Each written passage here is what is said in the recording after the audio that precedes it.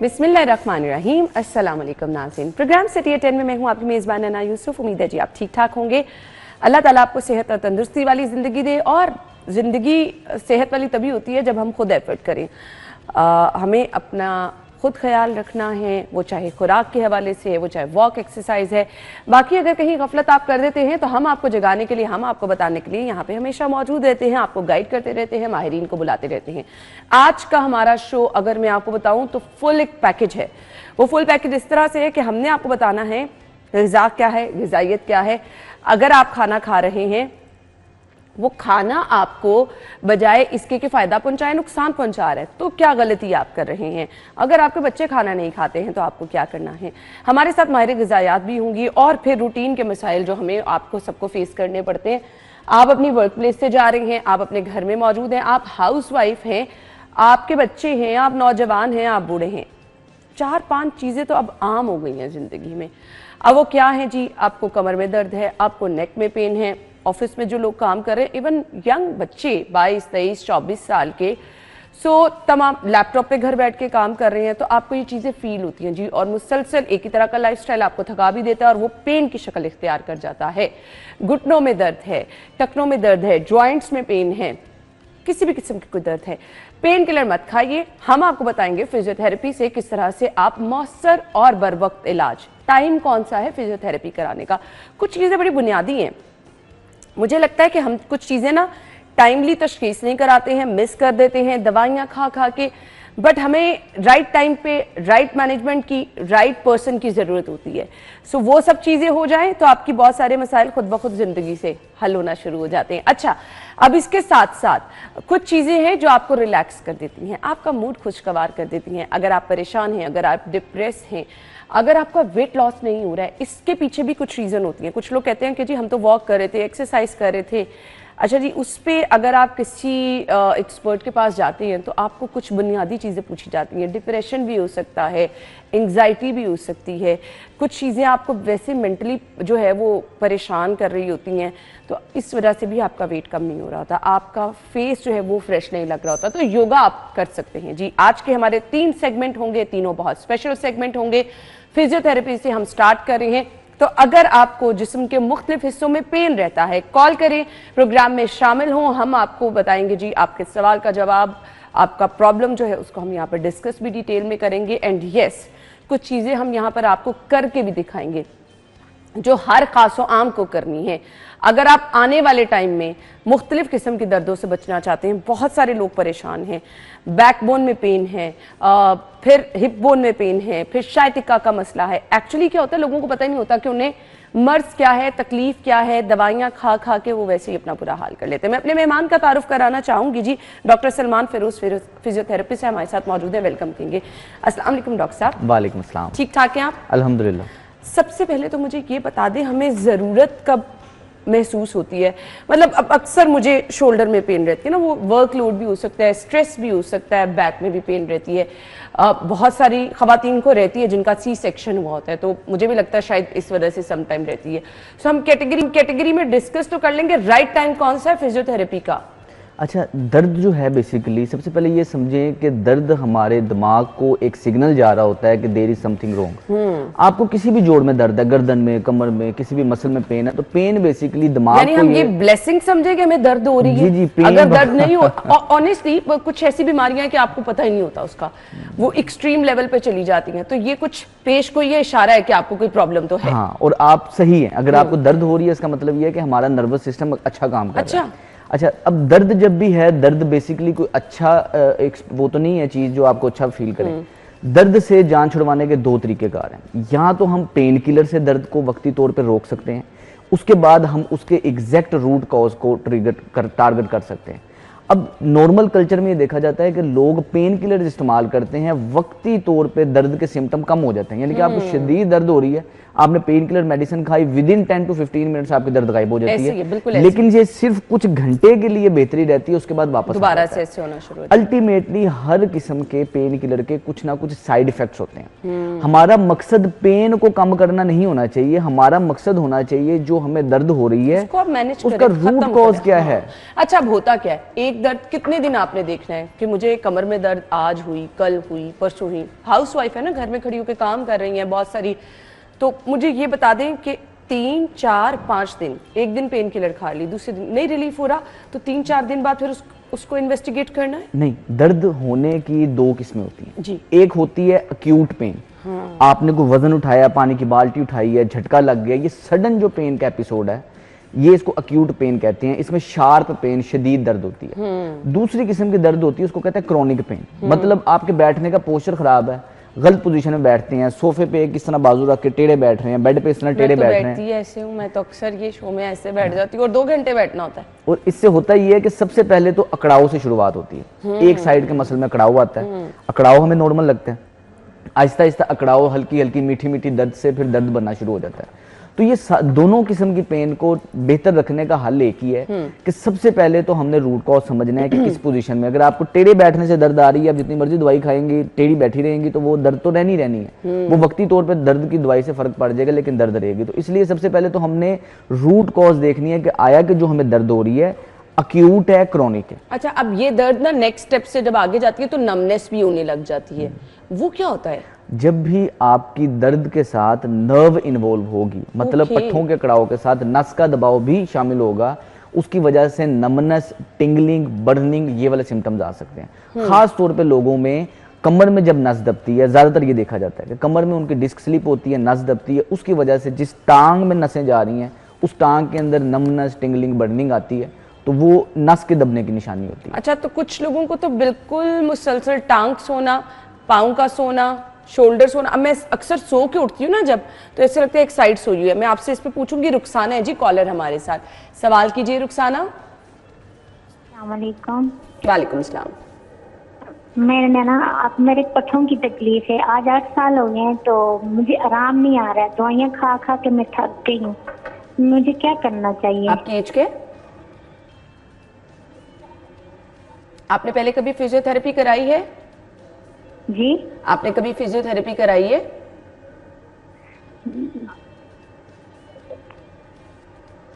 रुखसाना, आपको शायद उन तक आवाज नहीं जा रही। दवाइयां खा खा के थके, पट्ठों का पेन तो हर दूसरा बंदा, क्यों ऐसा है? अच्छा, सबसे पहले तो पट्ठों की दर्द लोग रेफर इसे इस तरह करते हैं कि गर्दन के इस वाले हिस्से में जो आपको मुसलसल स्टिफनेस, खिंचाव, अकड़ाव, दर्दें रहती हैं, इसको पट्ठों की दर्द से मिलाया जाता है। ऑनेस्टली ऐसी है, बल पड़ना, वो तो आप बल क्यों कह रही है ना। लेकिन ज्यादातर खवातीन में चूंकि सारा दिन काम ही झुक के करने वाला है, हंडिया पका रही हैं, बच्चों को देख रही हैं, कोई भी काम आपने करना, मुंह हाथ धो रहे हैं, आपको सर नीचे झुकाना पड़ता है। सारे दिन के अंदर कोई ऐसा घर का काम ही नहीं है जिसमें आपको चेहरा ऊपर करना पड़ता है। ऐसे ही है नॉर्मली, क्या आपने करना है? हाँ, ऊपर चेहरा देखने करने वाला काम ही कोई नहीं है।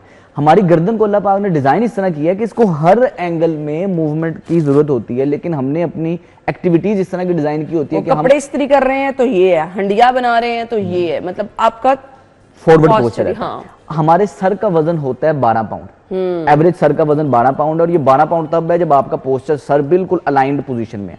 अब जब भी आप 1 इंच आगे करते हैं, एडिशनल 10 पाउंड इंक्रीज हो जाता है। अच्छा। यहाँ 12 पाउंड है, यहाँ 22 पाउंड, 32 पाउंड। अब आप इस्त्री कर रही हैं, 42 पाउंड है। हंडिया पका रही हैं, 42 पाउंड है। बच्चे को देख रही हैं, आपके सर का वजन मुसलसल 42 पाउंड रहता है। अच्छा। जिसकी वजह से पट्ठे मुसलसल खिंच जाते हैं, खिंचाव में रहते हैं। अब यहाँ लोग गलती क्या करते हैं कि पट्ठे खिंचे इसलिए हैं कि वो सर को वापस अपनी जगह पे खींचना चाह रहे हैं। हम इस खिंचे हुए मसल्स पे मसाज करते हैं, मालिश करते हैं, जिसकी वजह से वक्ती तौर पे मसल नरम हो जाते हैं, लेकिन आपका पोस्चर मजीद खराब हो जाता है, सर मजीद आगे फॉरवर्ड पोस्चर की तरफ चले जाता है। अब जब भी मुसलसल सर आगे रहेगा, आपको सर में दर्द भी आना स्टार्ट हो जाएगी, आपकी मेमोरी के इशू आना शुरू हो जाएंगे, कई लोगों में चक्कर आना, ब्लरी विजन, ये सारे सिम्टम्स आपकी गर्दन के पोस्चर की खराबी की वजह से। तो सबसे पहले तो कोशिश करें कि आपने काम जब भी आप घर का कर रही हैं, आपने ब्रेक लाजमी लेना, यानी कि हर आधे घंटे बाद ब्रेक लाजमी नहीं। अगर आप मुसलसल हंडिया बना रही हैं तो आप थोड़ा सा ब्रेक लें। गर्दन को क्या करना है? यानी कि आप जब ब्रेक लेंगी ना, तो एक तो आपकी गर्दन सीधी होगी, नॉर्मल कर लेंगे, नॉर्मल कर लेंगे। इसको दूसरे नंबर पे घुमाने की जरूरत नहीं है, लेकिन आपने कोशिश ये करनी है कि खास तौर पे घरेलू खवातीन के लिए घर में कोई ऐसी जगह होनी चाहिए। कुछ टिप बता दे रुखसाना को कि अगर उनको कोई दर्द हो रही है, कोई हल्की फुल्की एक्सरसाइज के बैठे बैठे ये कर ले। इसके लिए जो सबसे बेहतरीन जो मैं अपने मरीजों को टिप देता हूँ वो ये है कि आपने घर में कोई रॉड इंस्टॉल कर लेना है लटकने के लिए। अच्छा। सारे दिन में रीढ़ की हड्डी पे दबाव रहता है और उस कंप्रेशन की वजह से आपके मसल्स का कड़ाव रहता है और आपको दर्दें रहती हैं। लेकिन अगर आप लटकेंगे, लटकने से क्या होता है, रीढ़ की हड्डी खुलती है। बिल्कुल आपने कोई रॉड इंस्टॉल कर लेना घर में, किचन में कर लें, इवन के लोगों ने पहले बच्चों के लिए घर में रॉड लगाए होते थे, अब आहिस्ता आहिस्ता एक्टिविटी का कल्चर खत्म हो रहा है। रॉड लगाएं, उसे पकड़ें और उस पर हल्का सा लटक दें, चेहरा बिल्कुल ऊपर छोड़ दें। इससे आपकी सारी रीढ़ की हड्डी की अलाइनमेंट बेहतर हो जाएगी, आपकी कमर का कुब बेहतर हो जाएगा, आगे को कंधों का झुकाव है वो ठीक हो जाएगा। लेकिन आपने रोजाना दिन में 8 से 10 दफा ये लाजमी कर लेना। और कितने टाइम के लिए स्टे करना? आपकी ग्रिप की पावर के ऊपर है। अगर तो ग्रिप में पावर है स्टे कर सकते, जितना टाइम, वैसे फीमेल के लिए प्रेफर किया जाता है। अगर तो आप 1 मिनट लटक लेती हैं तो ये आपके लिए बहुत अच्छा है, लेकिन 1 मिनट शुरुआत में नहीं लटका जाएगा। आज शुरू करेंगे तो 2 माह लग सकते हैं, 10 सेकंड से 30 सेकंड से, और फिर आप इसको इंक्रीज करते करते। ये इतनी जबरदस्त चीज बताइए कि इससे ओवरऑल जो आपकी बॉडी का स्ट्रक्चर है ना वो बेहतर होगा, आपकी दर्द कम होगी। यानी आप इस तरह लटक रहे हैं ना अगर रॉड लगा के, तो कितनी जबरदस्त चीज बताइए। अब वो लोग जो कि मुख्तलिफ दर्दों की, मुझे लगता है इससे आपको ओवरऑल जो है ना, जिनको डिस्क बल्ज का मसला है उनके लिए आइडियल एक्सरसाइज है, जिनकी कमर के अंदर कुब है उनके लिए आइडियल है, एनर्जी कम फील करते हैं उनके लिए आइडियल है। ये ओवरऑल पोस्चर के लिए, ये तो मुझे लगता है बहुत अच्छी एक्टिविटी है।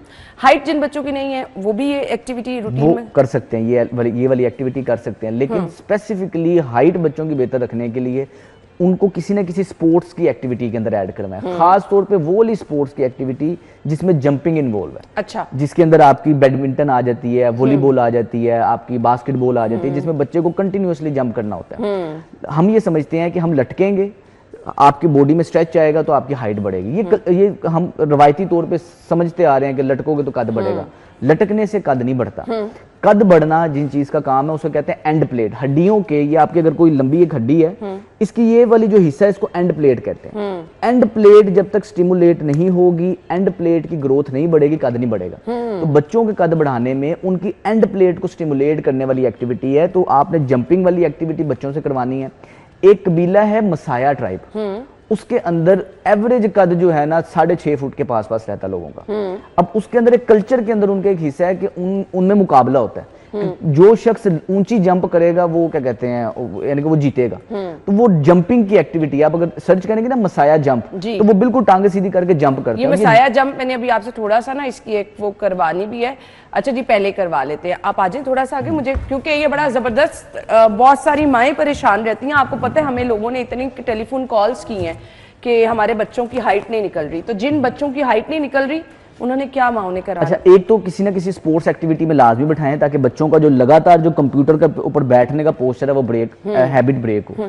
दूसरे नंबर पे अगर तो स्पोर्ट्स कर सकते हैं बेहतर है, नहीं कर सकते तो बच्चों को घर के अंदर इस तरह आपने जंपिंग करानी है। बिल्कुल बच्चे ढीले रहेंगे और आपने मुकाबला ये करना है कि आप जितना ज्यादा ऊपर टच करोगे वो सबसे अच्छा है। सारे बच्चों की लाइन बनाएं, 2-3 बच्चे हैं, हाथ में कोई स्टिकी नोट पकड़ लें, दीवार के साथ उन्होंने जंप करके दीवार के ऊपर लगाना है। अब इसमें मेन मकसद जंप का नहीं है, ये जो वापस आके रिबाउंड हो रहा है, जमीन के साथ टकरा रहे हैं, आपकी बोन की ग्रोथ प्लेट स्टिमुलेट होती है।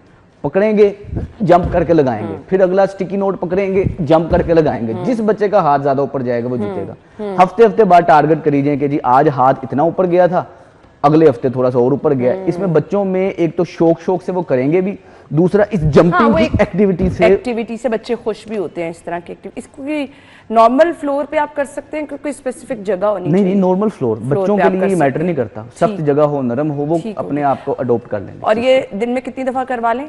दिन में आप 2-3 दफा ये कंपटीशन बच्चों का करवा लें। आपको बच्चों को एनवायरनमेंट ऐसा देना ना कि वो खुशी भी महसूस करें, एंजॉय भी करें, खुद करें बच्चों के साथ। हाँ, और मेरे ख्याल से जब वो खुशी से वो चीजें करते हैं तो मेरे वो अंदर से आपको ना बेहतर भी फील होता है और अच्छे वो आपके हार्मोन्स जो है ना वो रिलीज होते हैं। ब्रेक का कहा जा रहा है, ब्रेक लेते हैं, ब्रेक के बाद आपको दोबारा से ज्वाइन करेंगे। स्टे विद अस।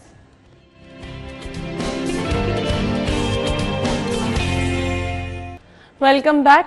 सो हमारे साथ कॉलर मौजूद है। अगर आप कुछ पूछना चाह रहे हैं, डॉक्टर सलमान हमारे साथ मौजूद हैं, फिजियोथेरेपिस्ट। अगर आप महसूस करते हैं आपको मुसलसल जोड़ों में दर्द रहता है, कमर में दर्द रहता है, इसके अलावा भी कोई प्रॉब्लम है, इसके अलावा अगर आप कोई तजवीज़ अपनी देना चाह रहे हैं तो आप कॉल करके प्रोग्राम का हिस्सा बन सकते हैं। जी हमारे साथ वसीम है कॉलर। वसीम साहब सवाल कीजिए। जी, मेरी ना कमर, बाजू, शोल्डर में मेरा बाजू एक दफा पीछे को हो गया था, झटका लग गया था। तो उसके बाद मुझे 1 महीने से ना लगातार दर्द हो रही है। मैंने फिजियोथेरेपी वालों को भी दिखाया, उन्होंने जो एक्सरसाइज बताई वो बिल्कुल उससे मुझे कोई फर्क नहीं पड़ा। तो अभी भी मेरा जो है ना शोल्डर में सारी रात, इस साइड पे मैं लेट भी नहीं सकता, तो सारी रात दर्द होता रहता है मेरे बाजू में। कुछ पूछना चाहते हैं आप? कॉल पे रहिएगा डॉक्टर साहब, कुछ पूछना चाहते हैं? आपका जो बाजू है पूरा ऊपर जाता है, पीछे जाता है, बाजू की मूवमेंट में कोई रुकावट तो नहीं है? मूवमेंट में कोई रुकावट नहीं है। और लगातार दर्द रहता है कि सिर्फ रात के टाइम होता है? नहीं, रात को टाइम जब इस साइड पे मैं लेटता हूँ तो फिर होता है। इसके लिए कोई टकोर, कोई मालिश वगैरह करके देखी है आपने?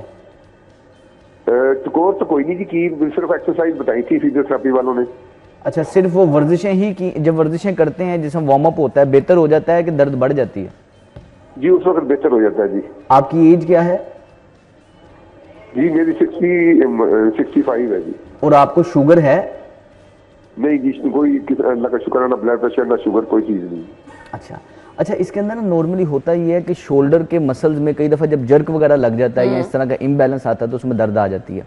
अगर तो मरीज की बाजू की मूवमेंट पूरी है ना, मूवमेंट करते हुए कोई दर्द नहीं है, मूवमेंट पूरी है, तो इसका मतलब ये है कि फ्रोजन शोल्डर फिलहाल नहीं है। अच्छा, आप इनको बता दें कि अपनी बाजू को क्या करके देखें कि बाजू में बाजू की मूवमेंट किस तरह से करें को इनको पता चले कि इनकी बाजू में तो कोई प्रॉब्लम नहीं है। अच्छा, उसमें बस ये निशानी होती है कि अगर मरीज का बाजू ऊपर पूरा जा रहा है और पीछे जा रहा है, इसका मतलब ये है कि बाजू की रेंज ऑफ मूवमेंट पूरी है, यानी कि दोनों बाजू बराबर है। हाँ। अब इसके बाद फर्दर चीज आती है कि कौन सी ऐसी वर्जिश है जो करने से फर्क पड़ेगा। सबसे पहले तो टकोर की आदत रोजाना बनाएं, किसी गर्म चीज से, गर्म पानी की बोतल या हीटिंग पैड से रोजाना टकोर करें और रात सोने से पहले टकोर करके सोना है आधा घंटे।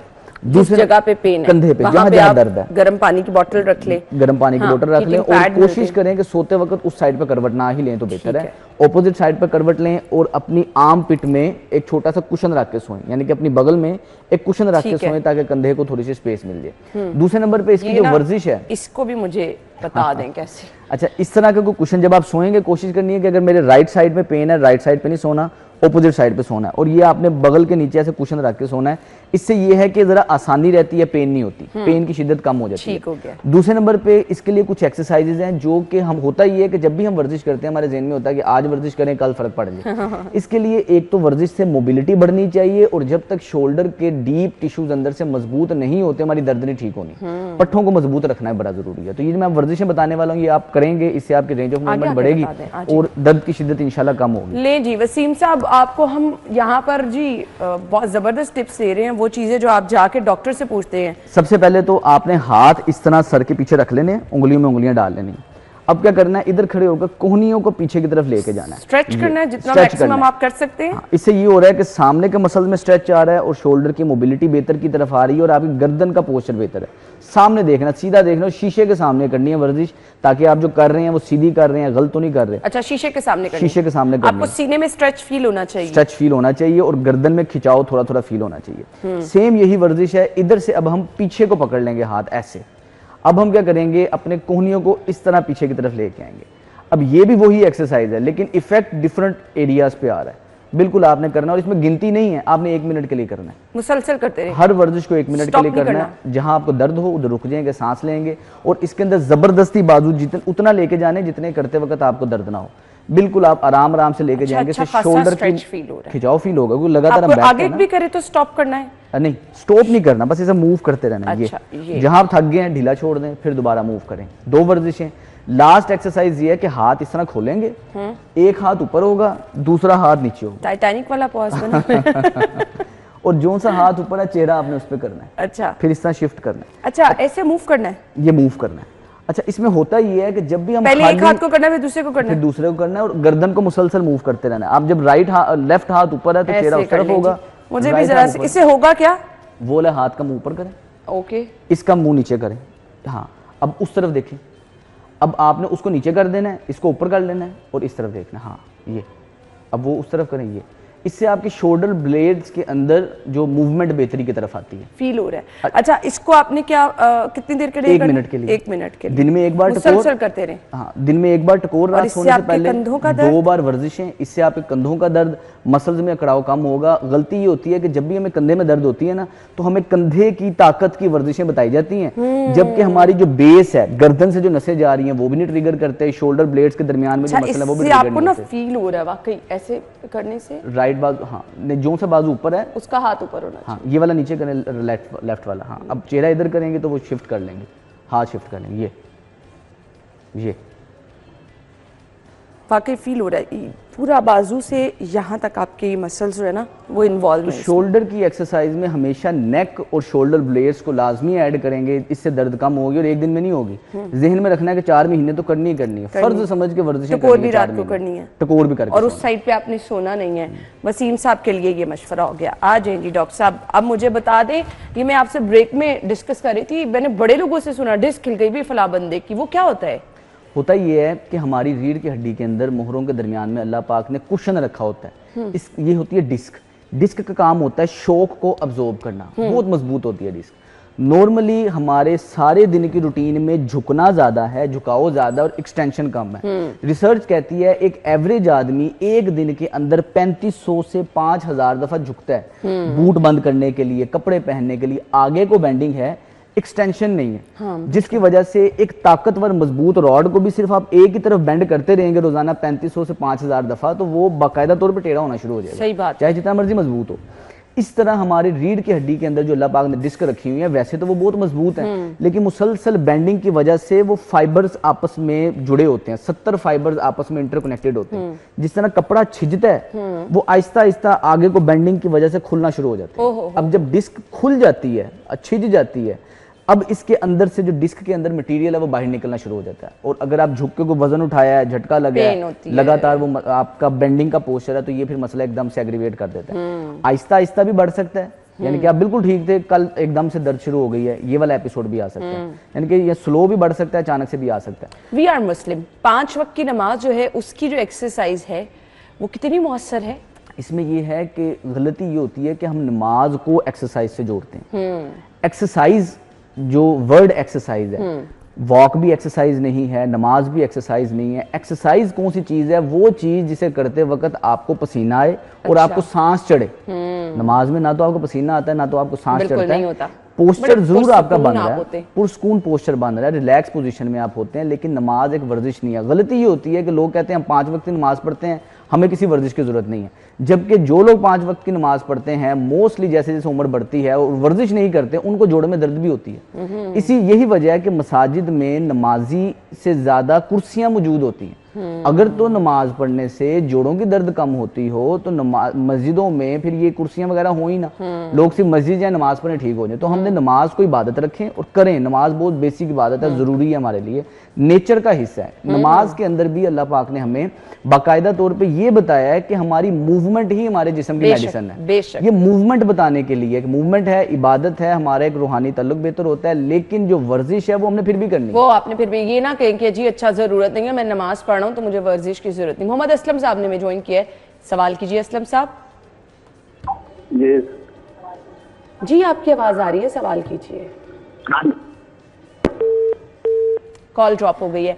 काइंडली अगर आप अपनी ही आवाज सुनने की कोशिश करेंगे कि टीवी पे मेरी आवाज कैसी आ रही है, बहुत सारे लोग ऐसे होते हैं, तो फिर आपकी कॉल जो है वो ड्रॉप हो जाएगी। हम ब्रेक लेते हैं जी, ब्रेक के बाद मोहम्मद असलम साहब आप दोबारा कॉल कीजिए, हमारे साथ रहिए।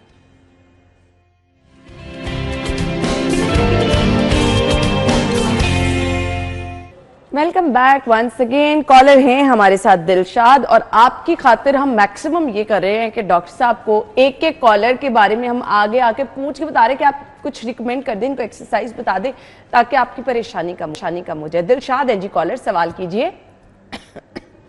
अस्सलाम वालेकुम।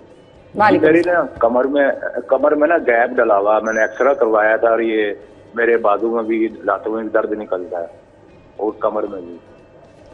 नहीं, जो आपको दर्द है वो कमर में ही है कि टांग में भी आती है? नहीं, लातों में भी आती है और ये मेरा मोटर में भी कहीं से झटका लगा था, वहाँ कई साल हो गए थे, फिर मैंने इसका भी वो कराया था, लेकिन ये जो ना अब सही नहीं हो रही। आपने कोई एक्सरे, कोई MRI करवाई थी इसकी? जी मैंने एक्सरे फर्गस से कराए थे। मेरे जो ना ये कमर पे ना गैप में थोड़ा गैप आया हुआ। आप करते क्या है? कोई काम आपका ऐसा है कि कोई इस वजह से? नहीं, पहले तो मैं करता था, वो बेल्ट सप्लाई करता था, फिर सियासत की नजर हो गई थी, फिर मैं बेटे ने कोई दुकान की हुई पैम्परों की, उस वहां पे बैठ जाता हूँ। कितनी देर हो गई है इस दर्द को? इसको तकरीबन कई साल हो गए। और सारा दिन रहती है कि सुबह सिर्फ उठते साथ ही होती है? हाँ जी। दर्द होती किस टाइम है? मुसलसल रहती है? हाँ, यानी कि जब खींच पड़ती है जो ना कमर में और ये लातों में ना, तो फिर वो दर्द महसूस होती है। और रुकू सुजूद में जाया जाता है नमाज में? हाँ वैसे तो मैं पढ़ लेता हूँ नमाज। रुकू सुजूद के साथ पढ़ते हैं कि कुर्सी पे बैठ के पढ़ते हैं?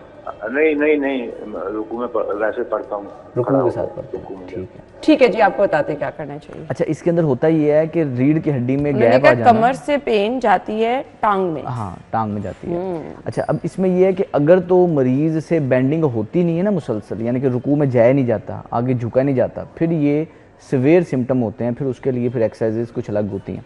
लेकिन जब आपसे रुकू सुजूद हो जाता है, बेंडिंग हो जाती है, लेकिन दर्द भी मुसलसल रहती है, तो उसका मतलब ये है कि नर्व के ऊपर कंप्रेशन तो है, नस तो दबी हुई है गैप की वजह से, लेकिन अभी बेहतरी की ज़रा गुंजाइश होती है, मरीज जल्दी ठीक हो जाता है। अब होता ये है कि हमारे हिप के जो मसल हैं, कूल्हे के मसल हैं, वो जितने ज़्यादा मजबूत होंगे आपकी रीढ़ की हड्डी को उतनी ही ज़्यादा सपोर्ट मिलेगी। अच्छा जी। इसमें सबसे पहले तो कूल्हे के पट्ठों को मजबूत रखना बड़ा ज़रूरी है। हमारी नॉर्मल रूटीन में कोई एक्सरसाइज ही ऐसी नहीं होती जिसमें हिप के मसल स्ट्रॉन्ग हो। तो सबसे जो आसान पुरानी एक्सरसाइज है वो स्क्वाट है। आपने किसी सोफे के ऊपर, सोफे के पास इस तरह आना है, कमर बिल्कुल सीधी रखनी है, इस तरह उठक बैठक करनी है, ये यानी कि हिप को पीछे निकालना है, टेढ़े नहीं बैठना, हिप पीछे निकलेंगे, कमर सीधी रहेगी और इस तरह आप उठक बैठक करेंगे। और इसके लिए आप सहारा ले सकते हैं, सोफे का सहारा, जैसे अभी ये मौजूद है सोफा, जैसे हिप नीचे टच हो वापस ऊपर उठ जाना, हिप टच हो वापस उठ जाना। चूंकि ये रुकू कर सकते हैं, इनके लिए बहुत आसान है ये वर्जिश। लेकिन इसे करना किस तरह है कि इन्होंने 10-10 बार सुबह दोपहर शाम ये करना है। इससे इनके हिप मजबूत होंगे।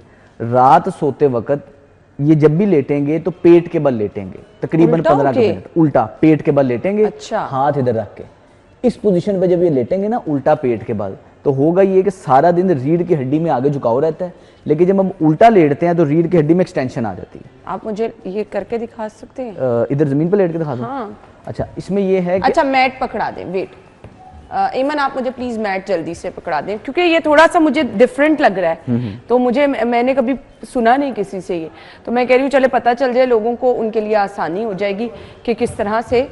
हाँ जी, आ जाएं आप, मैं आपकी हेल्प कर देती हूँ। अच्छा, एक तो ये इनके लिए भी एक्सरसाइज है, और दूसरा हर वो शख्स जिसको गर्दन में दर्द होती है, जिनके पट्टे तो कमजोर होते हैं, ये आम है। हाँ। रोजाना रात सोने से पहले जब हम मोबाइल इस्तेमाल करते हैं, रील स्क्रॉल करते हैं, तो कोशिश करें इस तरह लेट के करें। इस पोजीशन में आपने लेटना है, उल्टा पेट के बल, ये ऐसे। अब आपने क्या करना है, अपने हाथ इधर रख लेने, टीवी देख लें, टीवी देख लें, मोबाइल सामने रख लें, किताब पढ़ लें। इस पोजीशन में लेटने से हो ये रहा है कि आपकी एक तो गर्दन के अंदर, जो मैं आपको बता रहा था कि नीचे देखते हैं ऊपर देखते हैं। अच्छा, पाँव भी आपने ऐसे ही रखने? पाँव चेंज कर सकते हैं। अच्छा, इतना कर सकते हैं, अपनी आसानी है, चेंज कर सकते हैं, ये शिफ्ट कर सकते हैं। हाँ। अच्छा, इस पोजीशन में जब आप लेटेंगे, सामने मोबाइल होगा, 15 से 20 मिनट, इस एक्सरसाइज को हम कहते हैं baby pose exercise. Okay. One of the laziest and simplest exercise है, जो कि आपकी ओवरऑल स्पाइन के मसल्स को एक्टिव करती है। ठीक है। इस पोजीशन पे आप लेटे हैं, 15 मिनट लेटे हैं, फर्ज करें 5 मिनट लेट के थक गए हैं, तो आराम से करवट लेके सीधे हो जाएं, फिर दोबारा इस तरह आ जाएं। लेकिन आपने 15 मिनट इस पोजीशन में लाजमी लेटना है, और जैसे 15 मिनट गुजरेंगे आप देखेंगे कि आपके कमर के नीचे वाले हिस्से में आपको खिंचाव फील होगा, हल्का हल्का अकड़ाव फील होगा। ये इस चीज की निशानी है कि आपके कमर के मसल्स एक्टिव हो रहे हैं, क्योंकि सारा दिन आप झुक तो रहे हैं, पीछे तो जा ही नहीं रहे। तो ये वाहिद एक्सरसाइज है जिसमें आपकी कमर पीछे की तरफ भी जा रही होती है और मसल एक्टिवेट होते हैं। तो हर किसी को जिसको कमर में, गर्दन में किसी भी किस्म की दर्द है, रात सोने से पहले इस तरह लाजमी लेटें। ठीक हो गया जी। कॉलर है हमारे साथ, हम कॉल की तरफ चले जाते हैं जी। सवाल कीजिए, क्या पूछना चाह रहे हैं? अस्सलाम वालेकुम। वालेकुम सलाम। मोहम्मद इमरान साहब, सवाल कीजिए। जी, मेरा डॉक्टर साहब से ये सवाल है कि डॉक्टर साहब, मेरी ना ये बैक पे ना जो अपना बोन एंड होती है ना हिप के पास, वहाँ पे सर मेरी ना साइड पे बहुत शदीद दर्द रहती है अक्सर, और मैं एक टैबलेट है अपना वो सनफ्लेक्स और टोनोफ्लेक्स, जब मैं खाता हूँ ना तो वो मुझे कुछ तकरीबन 15-20 दिन मुझे आराम रहता है, उसके बाद फिर दोबारा दर्द है ना वो शुरू हो जाती है। इसके लिए सर मुझे कोई डॉक्टर बताइए कोई प्रॉपर। अच्छा, मुझे बताएं, ये जो आप दर्द का बता रहे हैं, ये कमर के बिल्कुल एंड वाले हिस्से में है, जिसको दुमची कहते हैं, टेलबोन कहते हैं, उधर की बात कर रहे हैं कि कमर के हिस्से की बात कर रहे हैं? नहीं सर, जो टेलबोन है ना, टेलबोन के लेफ्ट साइड पे जो चूल्हा है ना, चूल्हा जी चूल्हे पे। ठीक है, ठीक है, ठीक है, ठीक है। और जब ये चौकड़ी बना के आप बैठ सकते हैं नीचे, उस टाइम दर्द तो नहीं होती? सर मैं जब नमाज पढ़ने के लिए बैठता हूँ ना अपना अत्ताहियात के लिए, उस वक्त ना मेरे ये लेफ्ट साइड से ना दर्द उधर अपना आ जाती है, ये समय। ठीक है, ठीक है, ठीक है, नमाज वाली पोजीशन है जो हम, हाँ ठीक है, ठीक है। अच्छा, इसके लिए ना एक्सरसाइज है, लेट के करने वाली है। तो दिन में 2 दफा सुबह शाम इन्होंने ये करना है कि इस पोजीशन में तो लेट जाना इस तरह, अब क्या करना है कि जिस टांग में मसला, जिस कमर के नीचे वाले हिस्से में मसला करनी दोनों साइड पे, ऐसे नहीं है कि एक ही तरफ करनी है। टांग के ऊपर इस तरह टांग को क्रॉस करेंगे, क्रॉस करके रख ली।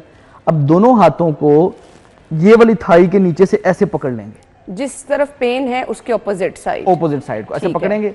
अब ये मैं क्या कर रहा हूँ, इसे जैसे मैं अपनी तरफ खींचूंगा मुझे खिंचाव आएगा मेरे हिप के अंदर। ठीक है, हिप के अंदर जो डीप टिश्यूज हैं उसमें खिंचाव आएगा। इधर मैं रोक के रखूंगा 10 सेकंड के लिए, फिर ढीला छोड़ दूंगा। फिर दोबारा ऐसे पकड़ूंगा, रोक के रखूंगा 10 सेकंड के लिए, फिर ढीला छोड़ दूंगा। अब अगर आपका वजन ज्यादा है, पेट ज्यादा है, इसको नहीं खींच सकते, तो आपको दुपट्टा या कोई कपड़ा रख सकते हैं, उसे पकड़ के खींचेंगे, तब भी ये खिंचाव आपको इधर आएगा। ये हिप के अंदर खिंचाव फील करना है, दर्द नहीं होनी चाहिए, और दोनों तरफ करना है। ठीक है। इसके बाद दूसरा काम ये है कि ऐसे करवट लेके लेट जाएंगे इस तरह। अब आपने क्या करना है, दोनों पांव आपस में जोड़ लेने और ये वाली टांग को ऐसे ऊपर उठाना है। ठीक है, 10 सेकंड रोक के रखना है, फिर वापस नीचे आ जाना है। जहां पेन है वो वाली साइड, दोनों साइड्स को, दोनों साइड्स एक्सरसाइज हमेशा करनी है दोनों साइड्स। ठीक है, ऐसे रोक के रखना है। जब हम रोकेंगे ना तो आपको हिप के अंदर वाले मसल, वो वाले मसल महसूस होंगे जो कभी आपको फील ही नहीं हुए, क्योंकि ये वाले डीप टिश्यूज होते हैं जो कमजोर हो जाते हैं, जिसकी वजह से आपको पेन होती है। आपकी सिंगल साइड बैक पेन, आपकी एसआई ज्वाइंट पेन, ये सारी पेन सिर्फ और सिर्फ ये 2 एक्सरसाइज रोजाना करने से ठीक हो जाएगी। लेकिन 10 बार सुबह, 10 बार शाम करना है। टाइम निकालें जी अपने लिए, दवाइयों से जान छुड़ाएं। आपने जिन दवाइयों का नाम लिया मुसलसल खाते रहेंगे, अल्लाह ताला रहम करे, गुर्दों पे असर हो जाता है जी इन दवाइयों का। माजरत, इनको छोड़ दें, थोड़ी सी अपनी जान को आप जो है ना वो हिलजुल कर ले, तो जहमत देंगे तो आपको इतनी जो सीवियर तकलीफ बर्दाश्त कर रहे हैं, दवाई खाने से वक्ती तौर पे फर्क पड़ता है, लेकिन उसका साइड इफेक्ट भी बहुत बुरा होता है। इरफान है जी कॉलर, सवाल कीजिए। जी अस्सलाम वालेकुम। वालेकुम सलाम। जी ना, एक तो फिर मैं इरफान हूँ, बार बार आपके प्रोग्राम में आता हूँ। बहुत शुक्रिया। डॉक्टर साहब को आप ऑनलाइन रखती हैं ताकि वो बात का जवाब भी दें। मुझे सीटीओ साहब से वो था जो प्रोग्राम था, उसमें उन्होंने पहले सारी चीजों को किसी और तरफ रखा, बाहर के मुल्कों का रेफर किया। जब मैंने जिनसी रिक्शा की बात की तो उन्होंने कहा जी मैं आज बंद कर दूं, तो काइंडली उनके साथ भी जरा लाइव रखा करें जी जरूर। मैं आपको ये बताना चाहता हूँ कि डॉक्टर जो बात कर रहे हैं ये बिल्कुल सही कर रहे हैं। मैं एक पेशेंट हूँ, रहा हूँ, और जब मैं बात करूँगा ना तो आवाम का और कॉन्फिडेंस बिल्ड होगा जी। फिजियोथेरेपी एक ऐसी चीज है, मुझे हो गया था जीबीएस, डॉक्टर को शायद जीबीएस का पता हो, मेरी बॉडी बिल्कुल डेड हो गई। जो ट्रीटमेंट जीबीएस को दूर करना था वो तो हॉस्पिटल में हो गया। अब 1 साल से मैं फिजियोथेरेपी करा रहा हूँ, मेरी बॉडी में सिंगल मूवमेंट नहीं थी। पहले उंगलियों से शुरू हुए, हाथों की मूवमेंट हुई, बाजू की मूवमेंट हुई, पाँव की हुई, सब कुछ हुई। अब अल्लाह का शुक्र है मैं चल भी रहा हूँ और मैं रकू तक पहुंच जाऊँ। अब मैं स्पोर्ट्स पे सजदा भी कर रहा हूँ, तो ये एक बहुत अच्छी बात है और इसकी होनी चाहिए। आपके जो आए थे ना मिनिस्टर हेल्थ के, उन्होंने कहा था कि मेरा नंबर लेके मुझसे बात करेंगे। मैं इसी, क्योंकि मैं जो इस बीमारी से गुजरा हूँ इसमें मैंने बड़े एक्सपीरियंसेस किए हैं। अच्छा, इसमें मैं एक हॉस्पिटल में था, मैं नाम ही लूंगा, वहाँ मैं हैरान रह गया कि there are 40 physiotherapist working in that hospital. 40 इसकी हिफाजत है, तो ये चीजें चल रही हैं जी बिल्कुल। इसमें जो पता नहीं डॉक्टर को पता होगा, ये मुझे सपोर्ट करेंगे कि जब मेरी बीमारी में मेरी जो लंग्स थे वो भी इन्फेक्ट हो गए थे। लंग्स की इन्फेक्शन को जब सक्शन करनी होती थी उससे पहले वो कमर पे वो नॉकिंग करते थे, जिससे कि वो जो मेरी इन्फेक्शन थी वो ऊपर आती थी और वो सक्शन से निकालते थे। तो ये फिजियोथेरेपी एक ऐसी चीज है जिससे आप दवाइयों से बिल्कुल निजात। बिल्कुल ऐसे ही है जी। इरफान साहब, आप हमेशा हमारा शो देखते हैं, पहले तो मैं आपका बहुत बहुत शुक्रिया अदा करना चाहूंगी। आप जैसे ही व्यूअर्स हैं जो कि हमारा हौसला बढ़ाते हैं और हम इतने जबरदस्त शो प्लान करते हैं। थैंक यू, ऐसे ही देखते रहे, ऐसे ही हमसे मोहब्बत करते रहे और इंशाल्लाह हम इसी तरह से प्रोग्राम जो है अपना डिजाइन करते रहेंगे। मुझे ब्रेक का कहा जा रहा है। थैंक यू सो मच जी। हम ब्रेक ले लेते हैं। आज डॉक्टर साहब, आप ब्रेक के बाद आपको ज्वाइन करते हैं जी।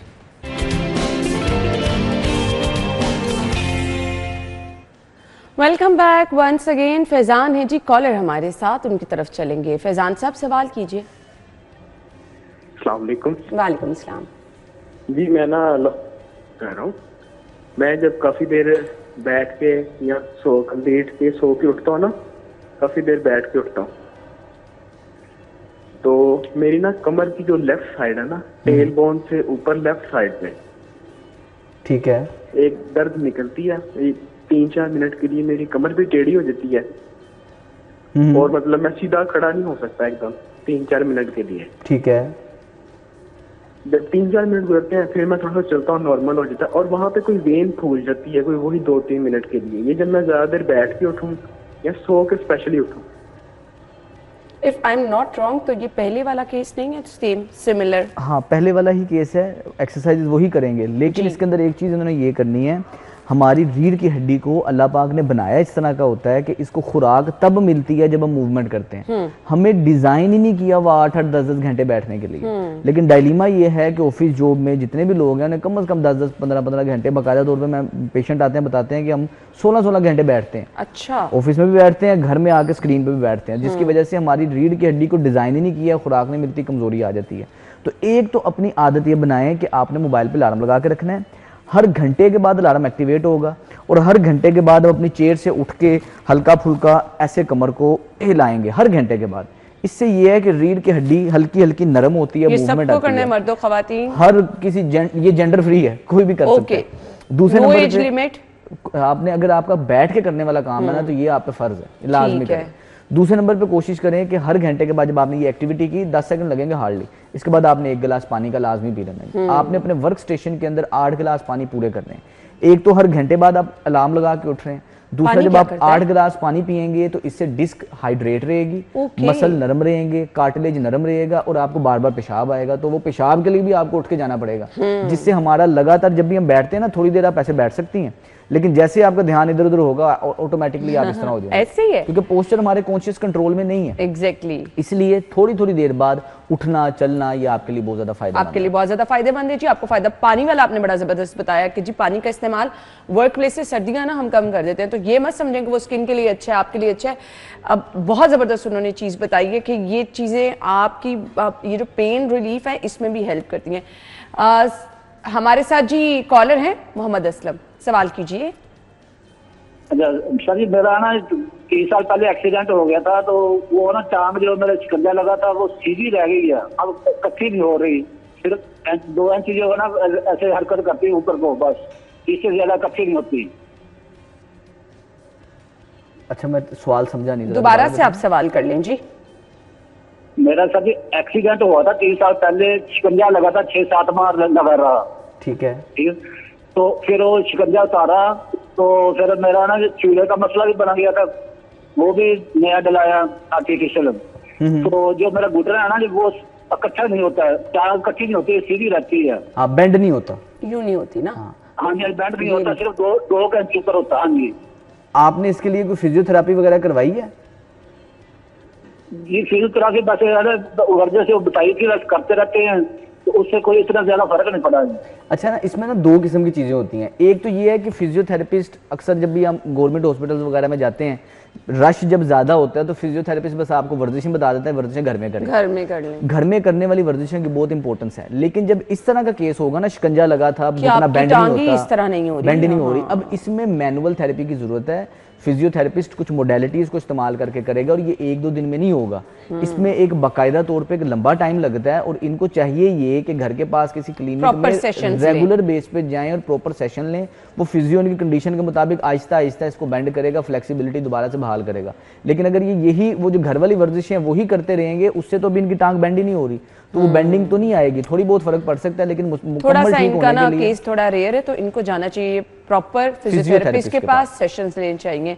डॉक्टर सलमान, मेरे पास टाइम कम है। खवातीन जो कि रूटीन में सारा दिन घर में बहुत सारे काम करती हैं, एंड पे शाम को अगर आप उनको बता दें कुछ रिलैक्स होने के लिए, आप आगे आके मुझे बता दें कि तमाम खवातीन, वो मर्द हजरात जो कि दफ्तर से आ रहे हैं और बहुत थकावट फील कर रहे हैं, और रिलैक्स होने के लिए उन्हें क्या करना है, कुछ छोटी मोटी एक्सरसाइज। अच्छा, इसके अंदर ये है कि ये वो वाली एक्सरसाइज है स्पेसिफिकली अगर हाउसवाइफ्स या वो आप सब लोग कर सकते हैं, सब कर सकते हैं। रात सोने से पहले आप ये कर लेंगे, आपके मसल भी रिलैक्स रहेंगे, आपको नींद भी अच्छी आएगी। ठीक है। सबसे पहले तो आपने अपने बेड के पास ही, ये जमीन पे करनी है एक्सरसाइज, बेड के पास ही बैठ के आपने इस तरह से कोशिश करनी है कि टांगे आपने खोल के बैठनी है, जितना भी आप आराम से खोल सकते हैं, मैक्सिमम सीधी रख सकते। कोशिश ये रखनी है कि टांगे बिल्कुल सीधी हो, घुटने बिल्कुल सीधे हों। अगर फर्ज करें आपकी कमर इजाजत नहीं दे रही है, टांगे अकड़ी हैं, तो आप हाथ इस तरह भी रख सकते हैं, टांगे इस तरह रख सकते हैं, मसला कोई नहीं है स्टार्टिंग में। लेकिन आहिस्ता आहिस्ता आपको पता होना चाहिए कि आपने इस एंगल तक जाना है कि आपकी टांगे खुलें। ठीक है। दूसरे नंबर पे इस पोजीशन पे आपने अपनी टांग के पास अपने आप को इस तरह खींचना है।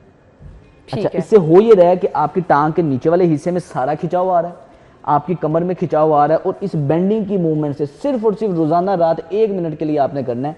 30 सेकंड राइट तरफ, और 30 सेकंड ही आपने लेफ्ट साइड पे करना है। आपको बाकायदा तौर पे फील होगा कि ये टांग के नीचे से सारे मसल्स आपके खींचेंगे, इसकी स्टिफनेस कम होगी, कड़ाव कम होगा। जो रात को बेचैनी की वजह से आपको नींद नहीं आती, पाँव हिलाते रहते हैं, वो बेचैनी नहीं होगी। दिल करता है जो पाँव को दबाए, ये करेंगे वो दिल भी नहीं करेगा। इसके बाद दूसरा काम ये है कि आपने घुटनों को इस तरह फोल्ड कर लेना है, हाथ ऐसे रख लेना है। जल्दी जल्दी बता दे, थोड़ा सा टाइम अब इस तरह आपने अपने घुटनों को फोल्ड करना है। ये वो चीज है जो कि रोजाना रात सोने से पहले अगर आप करेंगी तो आपकी ओवरऑल स्पाइन की हेल्थ बेहतर रहेगी, आपके हिप मोबाइल रहेंगे। लास्ट काम जो हमने पहले भी बताया कि इस पोजीशन पे सोने से पहले और ये तो मुझे सबसे इजी लगा क्योंकि आप मोबाइल फोन का इस्तेमाल तो सारे कर रहे होते हैं, आराम से लेट के ऐसे मोबाइल फोन का इस्तेमाल सिर्फ और सिर्फ ये 3 एक्सरसाइजेज अगर आप रात सोने से पहले कर लेंगे तो आप एक तो फ्रेश उठेंगे और आपकी नींद बेहतर। ठीक हो गया जी, थैंक यू सो मच। आपको हम बार बार बुलाते रहेंगे क्योंकि हमारा बड़ा जबरदस्त सेगमेंट गया है, क्योंकि इतनी सारी कॉल्स आएंगे, लोगों का भला हो जाएगा। डॉक्टर साहब आपको दुआएं मिलेंगी घर बैठे। थैंक यू सो मच, बहुत बहुत शुक्रिया। हेडलाइंस के बाद हम आपको ज्वाइन करेंगे, स्टे विद अस। प्रोग्राम के इस हिस्से में जी बड़ी अहम और खुसूसी गुफ्तगू। आज का टॉपिक कोई नहीं है, मैंने जैसे कि कहा था कि आज का स्पेशल प्रोग्राम आप ही लोगों के लिए डिजाइन किया गया है। पहला सेगमेंट इतना जबरदस्त किया है तो यकीन माने ये भी सेगमेंट आप लोगों के लिए बहुत जबरदस्त है। कॉल करके आप अपनी मुश्किल हल करवा सकते हैं। 4, 5, 6 हज़ार फीस वाले मशवरे आपको यहाँ पे मिल जाएंगे जी। सो हमारे गेस्ट हमारे लिए बड़े मोहतरम है जो टाइम निकाल के आते हैं और आपको बहुत जबरदस्त मशवरे दे देते हैं। अच्छा जी, खुराक, इसकी अहमियत क्या है, ग़िज़ा और ग़िज़ाइयत क्या है, हम जो खाना खा रहे हैं वो हमें किस तरह से फ़ायदा पहुंचा रहा है, इस पे हमने आज बात करनी है। आपका कोई भी मसला है, आपने पोर्शन कंट्रोल कर लिया तो आपको उसका फ़ायदा कोई नहीं हो रहा, आपका वेट कम नहीं हो रहा, आप क्या गलती कर रहे हैं, अपनी रूटीन आप हमारे साथ शेयर कर सकते हैं। हमारी माहिर ग़िज़ाई जो हमारे साथ न्यूट्रिशनिस्ट मौजूद होंगी आपको बड़ा ज़बरदस्त मुफीद मशवरा भी देंगी। अच्छा, फिर इसके बाद अगर आप बहुत ज़्यादा खा रहे हैं, आपकी तबीयत ख़राब हो रही है, आपको बहुत ज़्यादा भूख लगती है, उसका ऑल्टरनेट क्या हो सकता है। डायबिटीज़ के पेशेंट हैं, जितना मर्जी कंट्रोल कर लें भूख लगती चली जाती है, आपको क्रेविंग्स होती है ना डिफरेंट, तो फिर आप क्या कर सकते हैं। कुछ क्रेविंग्स आपको प्रेगनेंसी में ऐसी होती हैं कि डॉक्टर ने मना किया होता है क्योंकि आपको डायबिटीज़ हो सकती है तो आपने कम खाना है, मीठा कम खाना है, तो हम आपको बताएंगे उसका ऑल्टरनेट क्या हो सकता है। आपका बच्चा खाना खाता है, उसको लगता नहीं है, आपका बच्चा बिल्कुल खाना नहीं खा रहा, तो क्या वजह है वो भी आप पूछ सकते हैं। आपका बच्चा बहुत ज्यादा खा रहा है तो क्या रीजन हो सकती है, आप अपने बच्चे को हेल्दी फूड क्या दे सकते हैं। सर्दियां हैं, आपने अपनी ईटिंग हैबिट को चेंज सर्दियों के मुताबिक कैसे करना है। कुदरती निज़ाम है ना, हमें उसको चेंज, उसके मुताबिक हमें अपने आप को चेंज करना होता है। ये नहीं जो चीज़ें हम गर्मियों में खा रहे हैं वही खाते चले जाएं। फ्रूट्स आपको फ़ायदा कैसे पहुंचा सकते हैं, सर्दियों में जूसेस अगर आप लेना चाह रहे हैं कौन से ले सकते हैं, बहुत सारी चीज़ें खुराक के हवाले से कुछ भी आप पूछना चाह रहे हैं, डॉक्टर इशल ने हमें ज्वाइन किया है अपने प्रोग्राम में, वेलकम कहेंगे। अस्सलाम वालेकुम। वालेकुम सलाम। मुश्किल नहीं हो जाता कि हमने इतने सारे सवाल आपके सामने रख देने हैं, मैंने नहीं रखने, वैसे कॉलर रखेंगे, बट हम बड़ी गलतियां कर रहे होते हैं ईशल अपनी डाइट को लेकर, रूटीन वाली हम जो समझ रहे होते हैं ना हमें चीजें फायदा पहुंचा रही हैं, वो एक्चुअली नुकसान पहुंचा रही होती है। बिल्कुल ऐसे ही है। हमें लगता है जी सुबह का नाश्ता भी कर लिया, दोपहर का खाना भी खा लिया, रात का खाना, हम हेल्दी हो गए हैं, बट वो चीजें हमें नुकसान पहुंचा रही होती हैं। और अभी मैक्सिमम जितने इश्यूज लोगों के साथ हो रहे हैं कहीं ना कहीं पीछे डाइट का रोल है। बिल्कुल ऐसे अग्री करती हैं आप? बिल्कुल हमारी डाइट सिंपल होनी क्या चाहिए? अच्छा, सबसे पहले तो बात ये है कि हम लोग एट टाइम सोचते हैं कि हम तो सिर्फ घर का बना हुआ खाना खा रहे हैं। बहुत सारे लोग आके ये कहते हैं हम तो सिर्फ होम कुक्ड मील्स ले रहे हैं, हम फिर भी हमारा वेट गेन हो रहा है या ये कॉम्प्लिकेशंस आ रही हैं। वेराइज होता ही है कि हमारी कुकिंग प्रैक्टिसेस बहुत ख़राब होती हैं। एट टाइम्स क्या होता है कि जो हाई ब्लड प्रेशर के पेशेंट हैं उनके घर में नमक का बहुत ज़्यादा इस्तेमाल हो रहा होता है, लेकिन अगर आप उनसे पूछें नमक ज़्यादा डालते हैं तो वो कहेंगे नहीं मुनासिब है, क्योंकि उनके लिए मुनासिब वही है। इस तरह जो डायबिटीज़ के पेशेंट्स हैं उनको अगर कहा जाए कि चीनी का कम इस्तेमाल करना है तो उनके लिए कम, यानी 1 कप में 1 चम्मच चीनी या 2 चम्मच चीनी, तो वो कहते हैं हम मुनासिब डाल रहे हैं। तो वो चीनी का ऑल्टरनेट भी इतना ज़्यादा बहुत ज़्यादा, उन्हें लगता है कि चीनी का ऑल्टरनेटिव उनके लिए है गुड़ या शक्कर, तो वो उसको कहते हैं नहीं हम तो सिर्फ नेचुरल लेते हैं, गुड़ या शक्कर लेते हैं, ऑल्दो उनको नहीं पता कि वो भी चीनी ही है।